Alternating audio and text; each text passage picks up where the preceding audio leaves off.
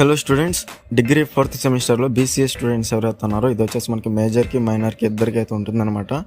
So పేపర్ని వచ్చేసి operating systems. ఇందులో మీరు ఎగ్జామ్ అనేది పాస్ అవ్వాలనుకుంటే ఈ సబ్జెక్ట్ అనేది డెఫినెట్గా నేను చెప్పే గన్ షాట్ క్వశ్చన్స్ కన్ఫామ్గా ప్రిపేర్ అవ్వాల్సి ఉంటుంది. దాని తర్వాత మోస్ట్ ఇంపార్టెంట్ క్వశ్చన్స్ కూడా ప్రిపేర్ అవ్వడానికి ట్రై చేయండి. సో ఫస్ట్ వచ్చేసి మనకి యూనిట్ 1 వచ్చేసి foundations of operating systems. Gun shot questions అనేవి నేను చెప్పే విధంగా మీరు కన్ఫామ్గా ప్రిపేర్ అవ్వండి. 5th question, 9th question. What are the different structures of operating systems and what is a layered structure? అలాగే 9th question, what are the different types of system calls and provide an example for each. So 5th question, 9th question డెఫినెట్గా prepare అవ్వండి. ఈ 2 నుంచి మనకి ఒక question కన్ఫర్మ్గా అయితే ఇస్తారు. సో మనకి పేపర్ అనేది ఈజీగా ఇస్తే సో 3rd క్వశ్చన్ ఇచ్చే ఛాన్స్ అయితే ఉందన్నమాట. What are the basic functions of an operating system. ఓకేనా, కన్ఫర్మ్గా ప్రిపేర్ అవ్వండి. యూనిట్ 1 నుంచి గన్ షాట్ క్వశ్చన్స్, మీకు కనుక టైం ఉంటే రిమైనింగ్ క్వశ్చన్స్ కూడా ప్రిపేర్ అవ్వండి.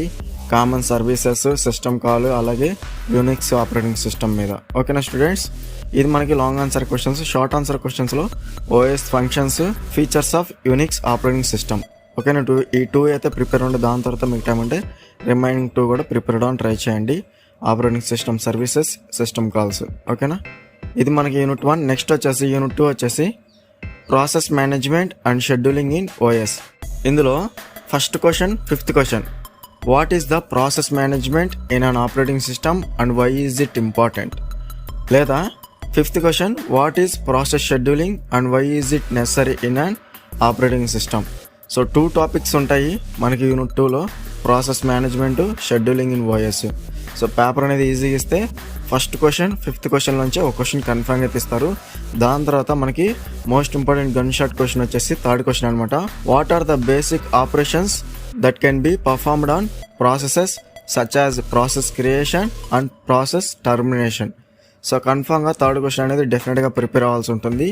దాని తర్వాత ఫస్ట్ క్వశ్చన్, 5th క్వశ్చన్ నుంచి ఒక క్వశ్చన్ కన్ఫర్మ్గా ఇస్తారనమాట. ఓకేనా స్టూడెంట్స్, ఇవి మనకి లాంగ్ ఆన్సర్ క్వశ్చన్స్లో గన్ షాట్ క్వశ్చన్స్. అలాగే షార్ట్ ఆన్సర్ క్వశ్చన్స్లో క్లయింట్ సర్వర్ సిస్టమ్స్, అలాగే షెడ్యూలింగ్ అల్గారిథమ్స్. నెక్స్ట్ వచ్చేసి